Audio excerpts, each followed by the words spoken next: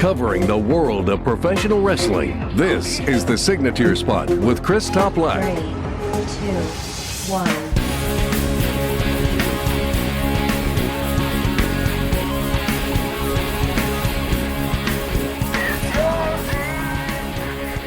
Thank you very much for tuning into the latest episode of The Signature Spot with Chris Toplack. As always, I greatly appreciate your ongoing support, and every single time you press that play button, it means the world to me. So tell your friends, family, and fellow wrestling fans to follow suit and tune into new episodes every single Thursday on iTunes, Spotify, Stitcher, iHeartRadio, Google Play Music, Spreaker, Overcast, and also to subscribe on YouTube. I have some recommended viewing if you subscribe to the WWE Network. First and foremost, the Nigel McGuinness story, highlighting the career of arguably one of the most underrated performers of the past 2 decades, and also Let Me Tell You Something, Mean Gene. Both of those were very emotional and highlighting some great figures in the world of sports entertainment. On the program today, I'm joined by Chris Morrison, where we relive our favorite Royal Rumble moments. We're also going to be chatting about the best returns in the Royal Rumble, the best debuts, the best overall Royal Rumble, the best wrestler to never win a Royal Rumble, plus our favorite non-Royal Rumble match. Plus, I will cover everything that happened this week. Let's not waste any more time and get to the weekly recap, if you will, baby. Your weekly recap. Let's start with NXT TakeOver UK. The Empress Ballroom is undoubtedly one of the most unique and stunning wrestling venues in the world today. If the timing aligned, I would love to attend a show overseas in person.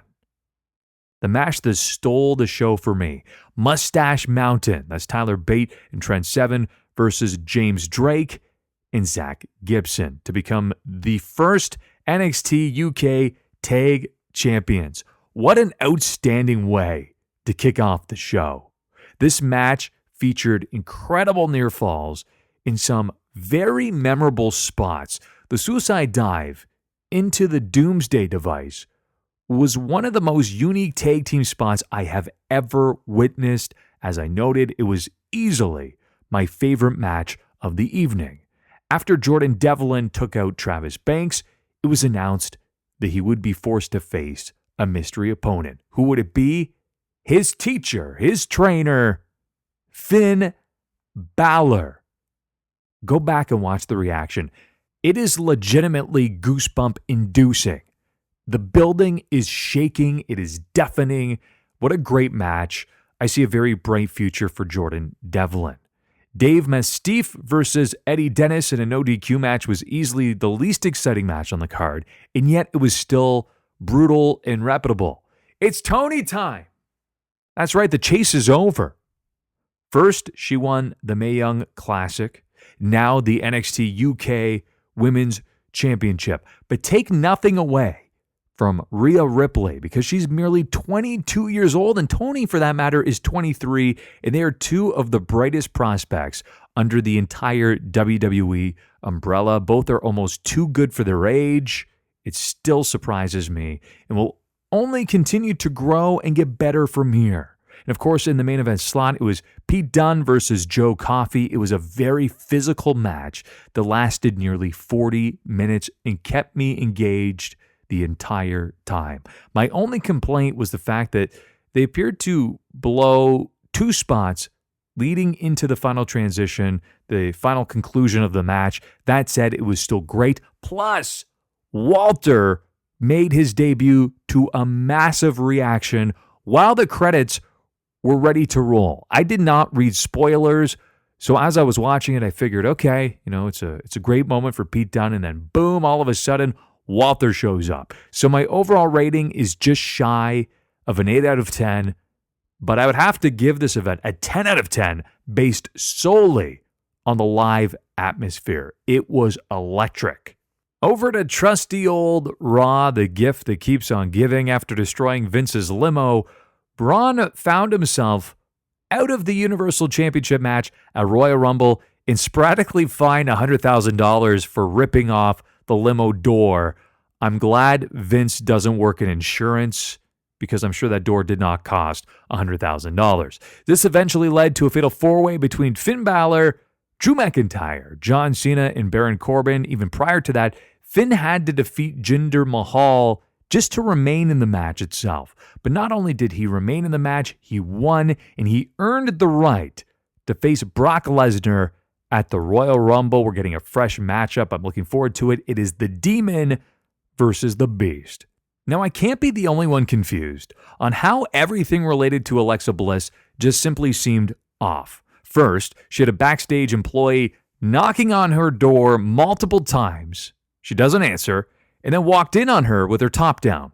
It was a pretty lazy attempt to make this appeal to a mature audience. Then, she revealed the big news that the WWE Women's Tag Team Championships will be crowned in a triple threat match at Elimination Chamber. Paul Heyman shows up, and then both are interrupted by Dozer of Heavy Machinery, who wandered onto the stage looking for a woman? I don't know, or perhaps he was hungry over the championships. I wasn't exactly sure. Then Dean Ambrose versus Seth Rollins versus Bobby Lashley took place for the Intercontinental Championship. It was a pretty solid match overall with a surprise conclusion. The almighty Bobby Lashley is your new Intercontinental Champion. Like it or not, that's the way it's going to be.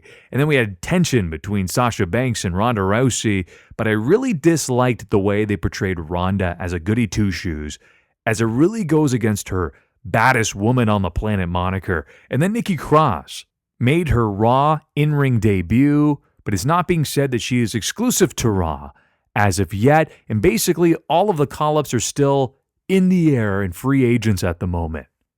Over to Team Blue, as I noted last week, Almas versus Rey Mysterio deserves to be a long-term feud.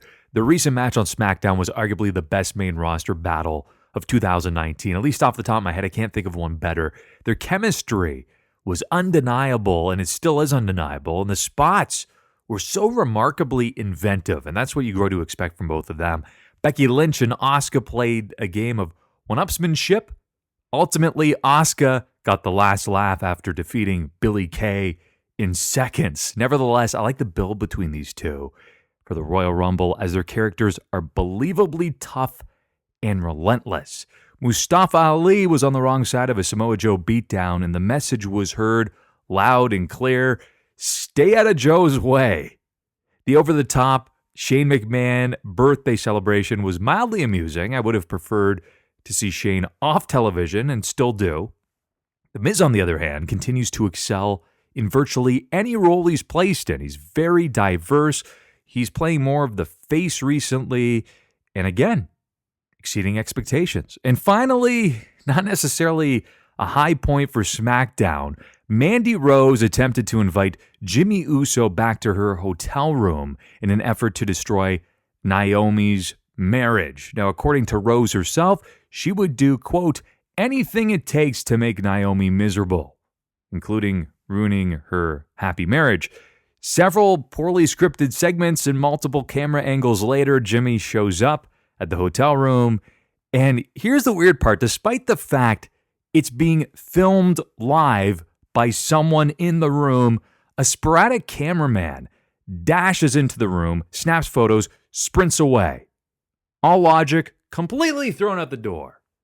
And apparently, Mandy claims to have caught Jimmy in the act, but then surprises Rose by introducing Naomi. So then the two women start brawling in the hotel room. This has been a horridly booked angle. Completely ineffective plug for Fox's Temptation Island. There's seriously no defending this booking.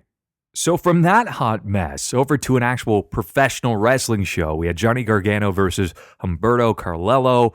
Gargano really needed this victory to establish himself as a threat as he goes up against Ricochet for the North American Championship in just a matter of weeks, actually less than that.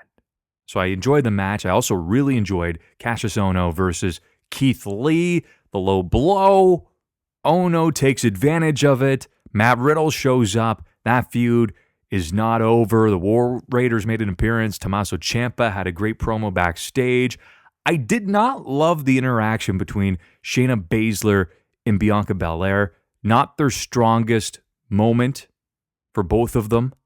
but nonetheless should be a great match at NXT TakeOver. The latest industry news and rumors. The rumors this week all have something in common, and while they could be greatly exaggerated, the theme here are WWE wrestlers asking for their release, and we presume wanting to head over to AEW, most notably Dolph Ziggler. In a report from PW Insider, they were mentioning that he may have potentially asked for his release.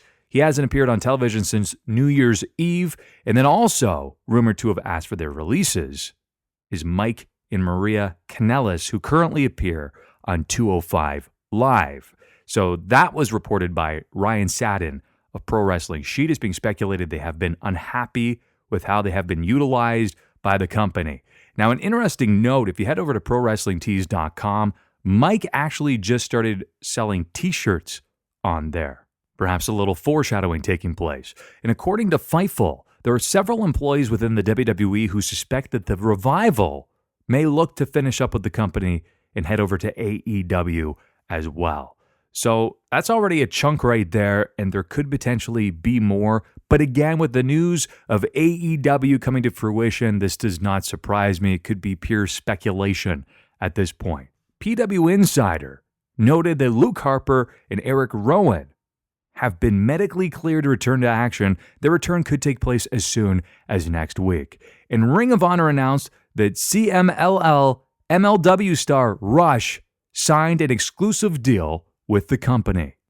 The road to WrestleMania officially kicks off at the Royal Rumble, one of the most exciting events of the year, just over a week away, and there are decades worth of moments to relive, and that's exactly what my very special guest, Chris Morrison, and I are going to do. He's a commentator for Superkick Pro Wrestling and a very dear friend of the show. So we're going to go through standout moments from the Royal Rumble, our favorite event, our favorite non-Royal Rumble match, favorite debut, return, and the best wrestler to never win a Royal Rumble. Our topic of the week. The Royal Rumble is just over. 1 week away. It is officially the road to WrestleMania. And as we get into Royal Rumble season, I wanted to go over naturally some Royal Rumble statistics. Hacksaw Jim Duggan won the first ever Royal Rumble match back in 1988.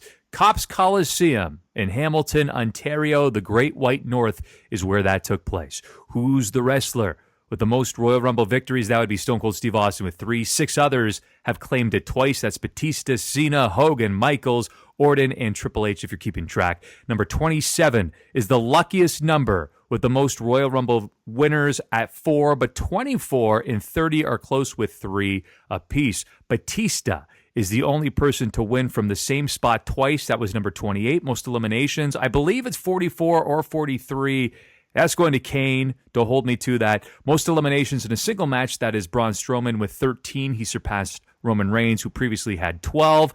Most amount of time total in the Royal Rumble is the Ayatollah of rock and roll, Chris Jericho. 5 hours, 1 minute, 30 seconds. Now, Mr. AEW. Now, we have the man who is disgruntled with the current product, but he loves all of the nostalgic moments. His name is Chris Morrison. He joins me on the signature spot. This still has to be one of your favorite times of the year, though.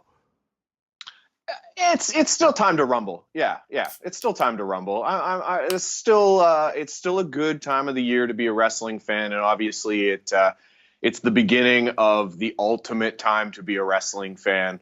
The Royal Rumble for me is, even though as of late, and I know like disgruntled and all that stuff, but like as of late, the Royal Rumble has kind of lost some of the luster, some of the the pageantry, some of the allure, the allure and the excitement. Lost that because it's become somewhat predictable, I want to say. But the best part about the Royal Rumble is gambling. And it's so great being maybe in your workplace, or if you're in school or whatever, where, you have people who are wrestling fans, you have people who are closet fans, you have people who used to be fans, but the Royal Rumble and gambling can bring all those people together. And you don't even need to be a fan. Maybe it's your wife, your girlfriend, or, your brother, I don't know, whoever, your dad who doesn't even watch it. they can get involved and they can drop $20 and pick a few numbers, and just if the number hits, if it's number 28 like it was for me the year when Batista won the Royal Rumble and upset everybody in Philadelphia, was that the year everybody booed him? He became Bootista? I believe so. That was actually the year that they cheered Roman Reigns. They thought he was going to win back in 2014. No. You know what it was? It wasn't. No, Philly was the next year, and they booed Roman Reigns. I wish I knew off the top of my head what where it was. It was either Atlanta or Pittsburgh, I think, something like that. Either way, I won like $325 with Batista winning from the number 28 spot, as you mentioned earlier. So it's still a lot of fun to have all your buddies over, have some beers, have some pizza, and do a little gambling, exchange some money. I enjoy that. And while we're on that topic, before we discuss our stand-up moments, I'll put $50,000 on EC3 coming out at number 3. It's going to happen. Well, it's got to happen, right? Didn't Ty Dillinger come out at 10 a couple years ago? For about 2 years in a row. Oh, he's come out two. I believe so, because they do like the whole 10, but at this point, he's basically missing in action. I think I saw him on a milk carton recently. Yeah, I haven't even seen him. I think I saw him tweet Caroline's Fed, a couple weeks ago. That was the last I've seen him. And he used to be on the Top Turnbuckle podcast that I used to do, so all the time. Cheap plug. Yeah. It's not around anymore, so I'm not plugging anything. I was going to say, how dare you? On my show, of all places? No, that's okay. This is the only wrestling podcast anybody should be listening to. Wow. You'll get my check in the mail soon enough, or e-transfer. So we have decades of moments that stand out. There's so many off the top of my head that I can obviously mention. What are some of yours when you think of the Royal Rumble that stand out to you as those incredible moments? Wow. Man, you know what? I will say this. The one that stands out immediately, and we're talking about gambling, this is the first time I ever gambled on the Royal Rumble, and it was with about 3 or 4 of my good buddies, and it was 1995, and it was the year Shawn Michaels and the British Bulldog went 1 and 2, and then they went all the way to the end, and we were sitting there, and instead of drawing numbers, we drew wrestlers. So I got first pick, and I thought to myself, okay, how is this gonna go? And this was the first year, 95, like that Survivor Series 94, that whole year, 94, 94 leading into 95. And I'm like 14 or 15 years old. I'm doing a lot of underage gambling, obviously. And this was the first time I kind of clued in and figured out sort of how things went in professional wrestling. And I mean, I'm not claiming to be like a know-it-all or anything like that. I don't think anybody really is outside of, Vince McMahon, Triple H. But I knew it. I was like, I don't care what number he's coming in at. Shawn Michaels is winning that Royal Rumble. Come hell or high water or an ice cold beer, Stone Cold Steve Austin used to say. Shawn Michaels is winning that Royal Rumble. So I got the first pick. I put $50 down, and $50 for a 15-year-old back in 95. That's a lot of money. Who gave you your allowance? Jeez. That was a saving. That was a savings. That's probably coming off for Christmas too. So quote savings. Savings, you say. Yeah. That was my Nana. My Nana gave me that $50. Put that $50 down, took Shawn Michaels. I think I probably took maybe Lex Luger or something. We took I think we got like 3 or 4 guys we put down for. Either way, my best friend, he took the British Bulldog. And I was like, all right. I mean, I would have maybe gone with Owen Hart just in case Bret Hart beats Diesel, because it was Bret versus Diesel for the WWF Championship in the match prior. And I thought to myself, man, I would have gone with Owen Hart maybe to win. But okay, British Bulldog, Bret Hart for the title. That could happen. In my head, I'm thinking this, but I don't think either of my friends at this point were doing this. Either way, as it turns out, Shawn Michaels gets that 1 foot down, keeps the 1 foot off the floor, makes it back in to eliminate the British Bulldog. My buddy, when Shawn Michaels went over, was jumping up and down. He was like, I won.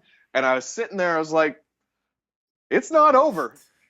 Shawn Michaels comes in, knocks British Bulldog over the top. I clean up, take all the winnings. it was fantastic. Arguably my favorite moment, Royal Rumble moment.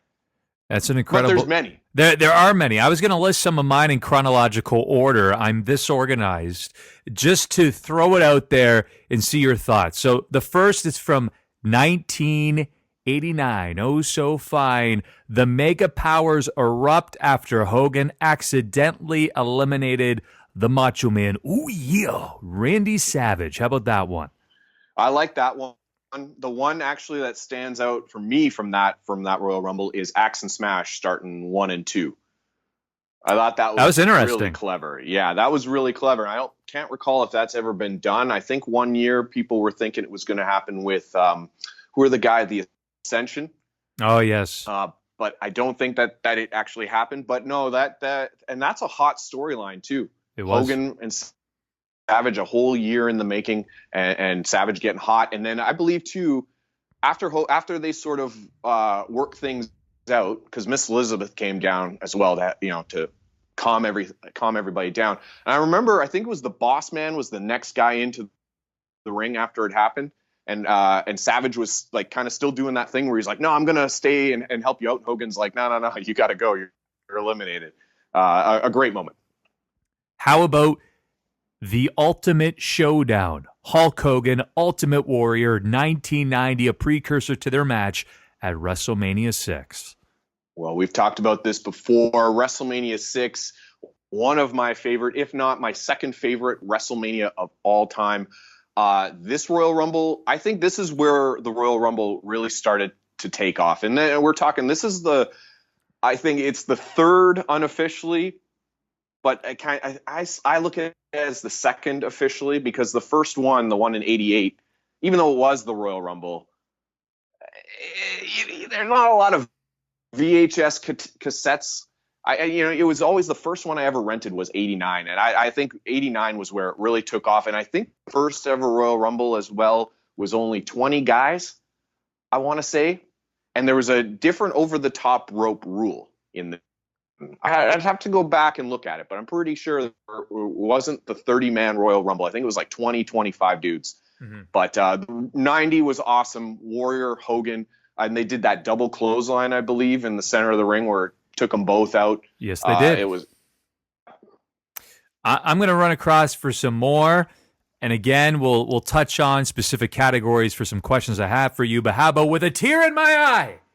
This is the greatest night of my life, Ric Flair's promo. Of course, the Mr. Mike Man, Mean Gene Okerlund, rest in peace, was standing right there. Same with Mr. Perfect and Bobby Heenan. That was Ric Flair, his promo after winning the 1992 Royal Rumble and claiming the WWF Championship. Yes.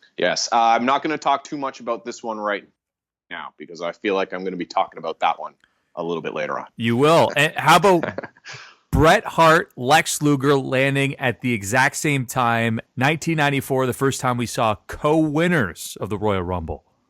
Yeah, this is a shocking one, too, only in that we never saw Bret Hart ever win a Royal Rumble. That's crazy to think, in my opinion. Like, Bret Hart, one of the best there is, best there was, best there ever will be, never won. Also in that Royal Rumble was the fact that he wrestled in a tag team match with his brother Owen against the Quebecers for the tag team titles. And this is where we got Owen Hart in an interview after kicking Bret Hart's leg. He was so angry at his brother who wouldn't make the tag, who wouldn't tag in after injuring his knee in the match, wouldn't tag in his brother Owen. And this was where we got Owen Hart saying, "I'm glad that I kicked your leg out of your leg." Always one of the more memorable Owen Hart promos.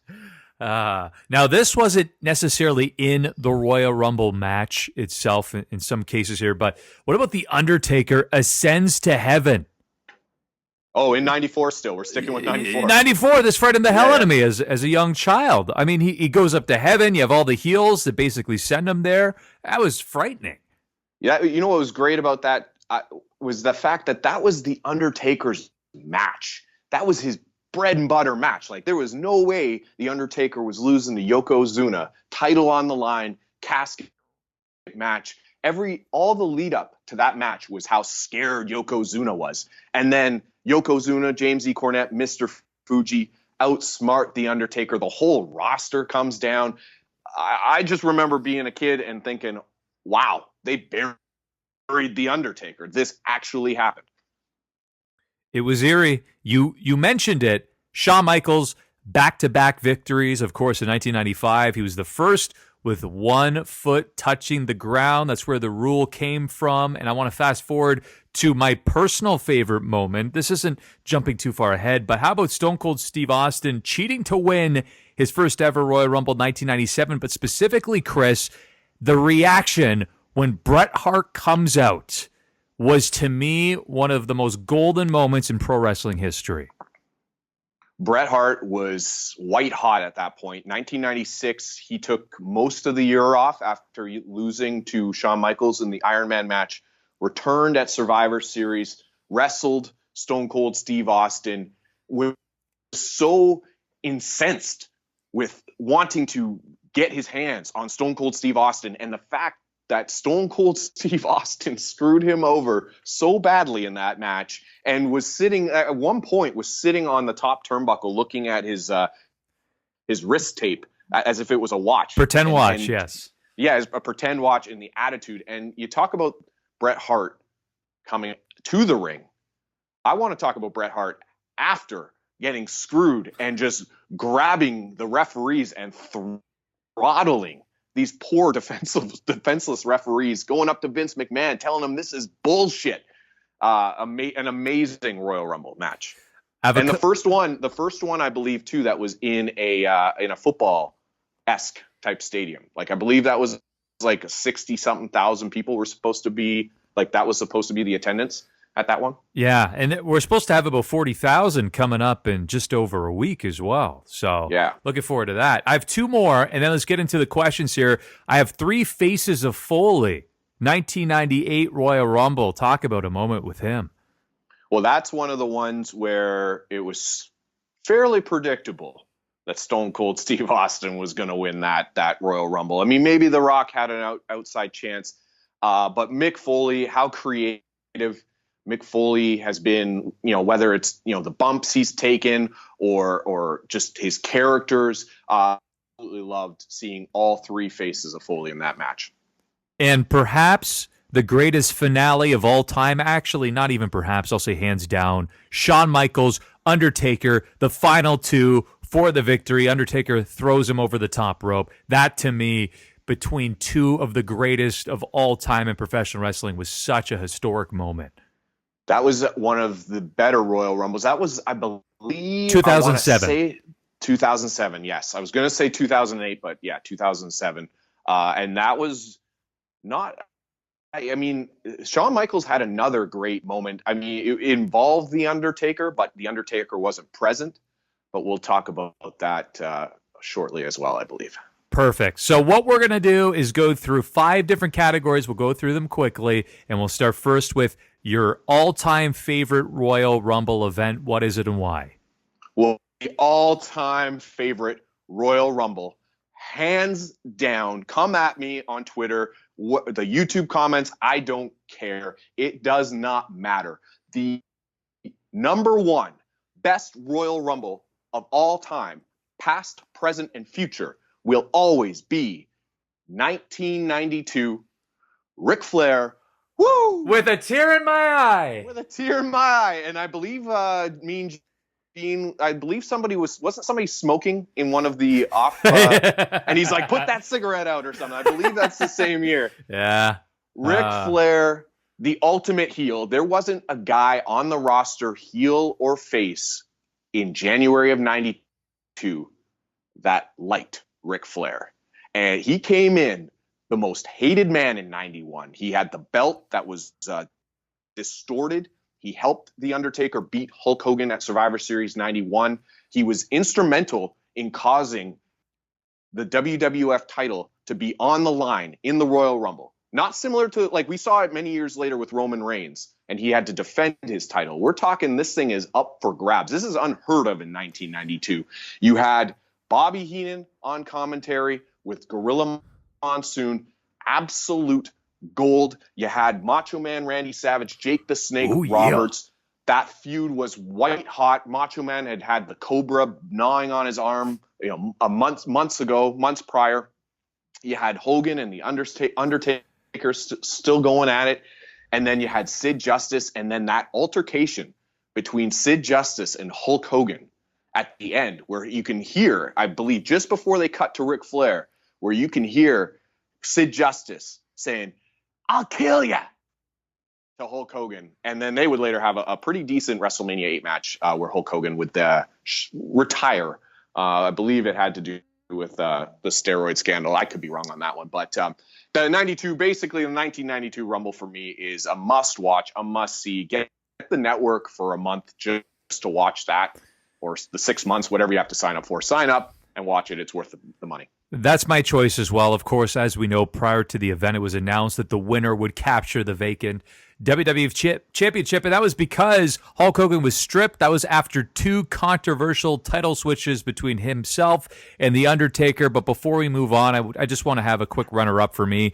2001, and the only reason why that's a close second for me is because it led to the greatest WrestleMania of all time, being WrestleMania 17. Oh yeah, that was the Austin. That was one of the third. That was the third Austin. It was the last Austin win, right? If I had to pick a runner-up, man, if I had to pick a runner-up, I'd have to go. I believe it's 2010, and that's the one where CM Punk is cutting a promo mid Rumble match as he's eliminating people. That was amazing. And I believe too that's the same year where Edge returns. Mm-hmm. And then I believe that's also the same year where Shawn Michaels he had to win the Rumble to face The Undertaker at WrestleMania to get that return WrestleMania match that he wanted so badly. And Batista eliminates him. And what's great too is he's grabbing the air to try and grab that top rope, and that moment was captured so well by the cameraman at the time. Yeah, that is a close second. Great, like we're talking, great like choice. you're talking about grabbing the air. Like that's how close it is to 92. We move on to your favorite non-Royal Rumble match. What is it and why? I have a couple for me. I'm really curious to see what you choose here. Okay, I'm going to go with a runner-up first. And my runner-up is going to be Shawn Michaels, The Undertaker, 1998 casket match. And this is the one where at the end, Shawn Michaels bests The Undertaker again. The first was Hell in the Cell. And then they had the casket match, if I'm not mistaken. And this is 2 where Kane sets the casket on fire after The Undertaker was buried in it. And this is 2, I believe, where Shawn Michaels really messes up his back. And watching him take a backdrop. Because he hits it. He hits it just on the corner, yeah. Yeah. So that's my runner-up for... Actually, I've got 2 runners-up. Sorry, that's one of them. The other one is Chris Jericho versus Chris Benoit Intercontinental Championship match. Ladder match. Yeah, a fantastic ladder match. So that's my second runner-up. My number one, and the reason why I wanted to give a couple runners-up is just to kind of put a few fresh, newer matches, newer-ish matches in there, because I'm going to go back to 1991. And the reason why I'm going back to 1991 is I was a huge Ultimate Warrior mark. And Ultimate Warrior, leading in the fall of 90, leading up to 91, was involved with the Macho King Randy Savage. And the Macho King Randy Savage wanted so badly to be WWF champion again. He just wanted that one match against the Ultimate Warrior. And the Ultimate Warrior, for whatever reason, kept turning him down and kept turning down Sensational Sherry. And she kept making advances. And he was like, no, it's not going to happen. And then Ultimate Warrior would wrestle Sergeant Slaughter, who had just come back and really hadn't been in the WWE for quite some time. No. And somehow found himself, being an 11-year-old kid, you don't really, at that point, I don't think you're really cluing in as to how the setups work, going into these pay-per-views. So the obvious reason Sergeant Slaughter is in this match is because he's the Iraqi sympathizer, and at WrestleMania 7, he's going up against the All-American hero Hulk Hogan, clearly for the title, but 11-year-old Chris doesn't realize that. And 11-year-old Chris is thinking we're probably going to get Warrior versus Hogan in a rematch, or Warrior versus Savage. The Ultimate Warrior loses that match. Sergeant Slaughter beats the Ultimate Warrior, and the crowd is hot, and Rowdy Piper is on commentary, and this is maybe, I'm going to say maybe, it probably is some pretty insensitive commentary for this day and age, but back in the day, apparently it's appropriate. Sergeant Slaughter wins the WWF title with the help of the Macho King Randy Savage, who hit the Ultimate Warrior with the scepter between the eyes, and that would lead to them having a career-ending match, the first ever, I believe, on pay-per-view. At WrestleMania 7, and so that is my favorite non-Royal Rumble match. Okay, so here's my runner-up, one that you missed: The Rock versus Mankind I Quit match, 1999. How about that? That's a very grueling match, and the one thing I will pick from that I would find out many years later, I think we all would find out many years later, is that was Noelle Foley. Where that was probably maybe the worst night of her life, because that was where she was crying because her dad was just getting his butt whipped by The Rock. Pummeled with those chair shots too. Yeah. So my favorite non-Royal Rumble match is the greatest non-Royal Rumble match in history. Okay. Come at me on this one. Kurt Angle versus Chris Benoit, the hard-hitting technical masterpiece that, in my opinion, led to Benoit receiving the validation that he would eventually become a future world champion, because he received a standing ovation after the L. Amazing masterpiece. I'm going to have to go back and watch that one. Would he later, the next year, was that before he won the Rumble? Okay. Yeah, next year he won the Royal Rumble, and then he went on to defeat, of course, Triple H and Shawn Michaels in that triple threat at WrestleMania 20 at MSG. Right. Okay. I'm going to have to go back and watch. I vaguely remember that match he had with Angle, but I'll have to go back to double check. Chris, it's like a 5-star match. You know me. I don't watch I don't go back and watch a lot of and I mean, that's probably what, 2006 we're talking? This was 2003. 2003? Okay. See, I still consider that in that sort of new spectrum. Anything after the 90s, anything in the 2000s for me is new. Oh my God. That's yeah. So I'll have to go back and watch that. You've become such an old man. I am. I'm an old fart. So we move from that to the best, or at least your favorite, Royal Rumble debut. You're going to know what mine is right off the bat, but we'll start with yours. Oh, man. I mean, off the top of my head, there haven't been that many memorable Royal Rumble debuts, but I know where you're going with this one, so I'm not going to say it because I want you to say it. But that just leaves me with one, and that is, and he wasn't a great wrestler by any stretch, but in 1993, at 13 years old, the Giant Gonzalez was quite the specimen. And when you saw him manhandle the Undertaker, of all people, that off the top of my head, that's the one that outside of the one you're going to pick, I already know which one you're picking. Sure, El Gigante, yeah, Mr. 8 foot tall, wearing the fuzzy, furry, hairy bodysuit. But my number, I'm going to actually give you my number 2 first, which is one you're totally not going to think of. It was not in a Royal Rumble match, but it was the human suplex machine, Taz, showing up and serving Kurt Angle with his first loss. I love that moment. I was a massive Taz fan, so that to me stands out. Oh, okay. See, I didn't know we could go matches. I thought we had to go in the Royal Rumble match itself. Well, I threw a curveball at the last second. Okay, all right. Yeah, you know what? You make the rules. This is your podcast. You make the rules. Okay, Mr. Wheel and Deal. You'll make your money on this Royal Rumble. I'll make my money here. But my number one choice, my favorite, the best Royal Rumble debut is from the phenomenal one, AJ Styles, just a couple of years ago. The reaction where Vince said, "That's incredible, but let's see what he can do." And he's become arguably the greatest modern-day wrestler in the business today. Yeah, 100%. I knew exactly when I read this, when you sent me the little sheet that, how you wanted to do this podcast. And when I saw that as a question, or that was going to be something I'd have to pick, I was like, I know exactly who he's picking for this one. And AJ Styles has come in, and he's one of the best things to watch. And I don't watch a lot of the recent stuff, but him, Becky Lynch, Daniel Bryan, Samoa Joe, like he's had some like obviously not with Becky Lynch, but those feuds he's had as of late with Joe and Brian have been fantastic, and the one with Jericho. Yes, and of course anything NXT related too. Do not leave any of that out, because that to me is probably the best wrestling in the world today. Oh, yeah. Now we move from best Royal Rumble debut. I know you'll enjoy this one. Best Royal Rumble return. There's been many over the years. Well, I mentioned his name earlier. For me, it's Edge. Edge coming back in 2010, I believe it was. It was 2010. I think it was. It was 2010. In Atlanta, Georgia. Mm-hmm. And there was a part of me in that match, because I was watching it with my cousin, who was probably 10 or 11 years old. And we're watching it, and my cousin's a huge Cena fan, and he just wants Cena to win. And I believe at that point, Cena was still there, and Jericho was still in the match. When we're getting down to the final, 3 or 4 guys left.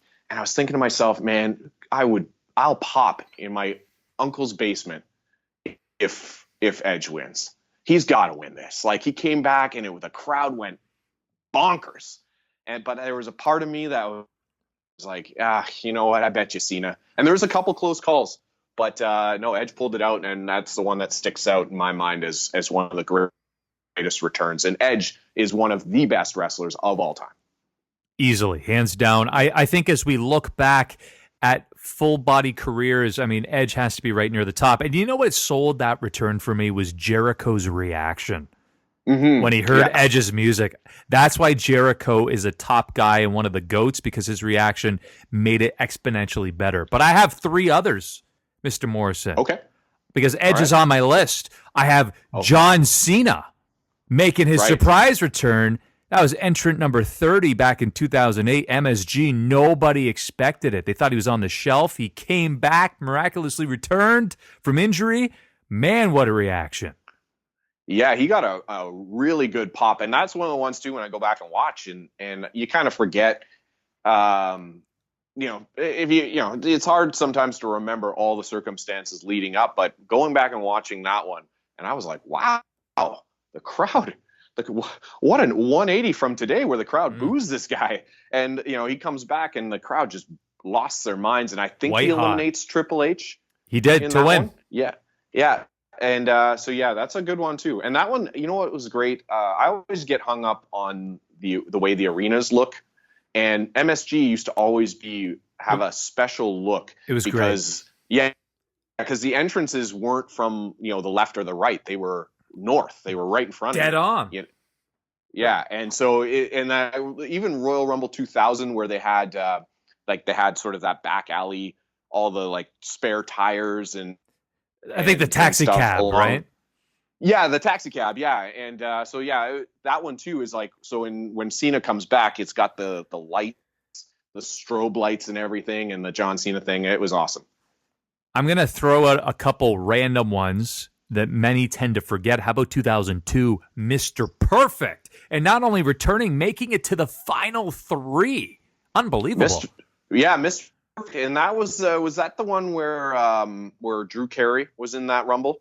It may have been. I know that Mr. Perfect survived all the way up until Austin and Triple H. Right. I think that was, and he wasn't around too much after that, I believe, right? Well, that was sort of one of his last. It was one of his last runs. He had a decent run, and then he was relegated to Sunday Night Heat, and then, of course, he had the plane ride from hell, and basically he was given his pink slip, and he went off. Yeah. Now, one last one that's an honorable mention for me that never gets discussed, 1996, the return of Jake the Snake Roberts. Oh, I kind of forgot about that one in 96. And that was big. And that was the one too. Was he where he had come back and he was wearing the vest, and he had the yellow Viper, yellow Cobra as well too. Right. Yeah, and that would be where that would be before Jerry Lawler would be poking fun, pouring booze. Yeah, and then the whole Austin King of the Ring promo and all that stuff. Yeah. Get this piece of trash out of my ring. Now, we conclude, my friend, with the best wrestler, at least in your opinion, the best wrestler to never win a Royal Rumble match. I got 3. I do got too. 3. I'm Oh, do actually you? excited to see who you choose. I think they're going to be very similar. I wonder if they'll all line up together. They don't have to be in any order, right? I can just name No, 3 of them. no. Name Okay. all 3. I almost bet they're the same, but I want to see. All right. I'll go with number 3, the $1 Million Man, Ted DiBiase. Ooh. I remember in 89, he had the $1 million number, which was 30. And then I believe in 90 or 91, he came out number 1. So it always, as a kid, I was always like, man, this is a no-brainer that he's going to spend the money, buy the number, and win. And he never did. I think John Studd won the one in 89, which was a shock to me too. And then next is Ravishing Rick Rude. Ooh. He was only in 90. He was only in one Royal Rumble. He wasn't in 89 because he had the pose down with the Warrior. Yep. And I can't recall if he was in 88. But so Rick Rude would be another guy, and then the ultimate guy, the perfect number. We just talked about him, Mr. Perfect. How does Mr. Perfect not win a Royal Rumble? How does Mr. Perfect not get a main run at the title of program with Tragedy. Hogan? He had a Saturday night main event match with Hogan where he destroyed, or after he destroyed the title, because I think the Genius had the match with Hogan, and then Mr. Perfect took the title and broke it up with a hammer. But he never had a run against Hogan. Maybe if there was a pay-per-view every month the way there is now, maybe that would have happened. But for me, Mr. Perfect, and he came out, I think, 30 in 90. And he was eliminated. And him and Rick Rude were it was like Rick Rude, him and Hogan were the final 3 or 4 guys. I think there might have been a 4th, like Hercules or somebody. And Mr. Perfect not getting a win. Shame. Now, you are perhaps not going to chat with a bigger Mr. Perfect fan than me, but he's actually not in my top 3. I'm going to give you my top 3. But when I give them to you, I think you're actually going to understand why they're here. So no particular order, but Daniel Bryan makes sense. Imagine him, the underground, Mr. Underdog, winning the Royal Rumble. One that I thought that should have won just because he should have headlined a WrestleMania was Mr. CM Punk. Oh, of course. Yeah, CM Punk. Yeah. CM Punk and Bryan, with Bryan, I actually started to get a kick out of him getting eliminated because just the fans being so disappointed. I was like, you know what? This is working out for me. Daniel Bryan not winning. And then, CM Punk deserved. I mean, maybe he'll get a shot at the other company, but one of these days. But CM Punk not getting one was a shame as well. And my number 1 choice, I'm surprised you never chose me, Mr. Morrison, because the cream always rises to the top. Dig it? Yep. Well, I tell you what, in 1991, did Hulk Hogan really need to win another Royal Rumble? 91 was unofficially the first year where the winner went on to WrestleMania. Like, I know they never say it. Like, I think 93 officially was when Yokozuna won. But when you think about it, 91 was sort of unofficially the first year when the winner of the Royal Rumble would go on to main event WrestleMania, because that's what happened. Hulk Hogan won, main evented against Slaughter, and it's all history, red, white, and blue, go USA. But you know what? Had things happen a little bit differently, maybe the Ultimate Warrior defeats Sergeant Slaughter, and then maybe that year, that exact same Rumble, Macho Man Randy Savage wins the Rumble, and it's Savage Warrior for the title. Career-ending match even for the title. Ooh, I like the fantasy booking. In Los Angeles. It writes itself. I loved reliving these Royal Rumble moments with you, Mr. Morrison. Hope to have you on again soon, and we'll perhaps even chat about some more great old school moments with Heel Morrison on the program. Always a pleasure talking wrestling with you, my friend, and I am here whenever you need me. You're listening to The Signature Spot with Chris Toplack.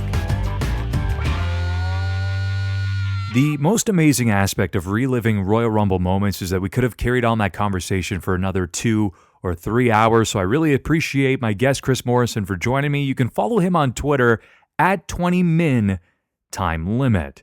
Next week, it's all about predictions. It's a full preview of NXT TakeOver Phoenix, along with the Royal Rumble 2019. We'll also make some predictions on the big surprises that could potentially take place. Who's going to be there? I guess you'll have to find out. So thank you very much for tuning in. If you would be so kind, like and share this episode with the entire world. And happy trails to you until we meet again. This concludes another episode of The Signature Spot with Chris Toplack. For new episodes, subscribe on YouTube, Stitcher, Spreaker, iHeartRadio, or iTunes. And don't forget to follow The Signature Spot on Facebook for exclusive clips, polls, and opinions.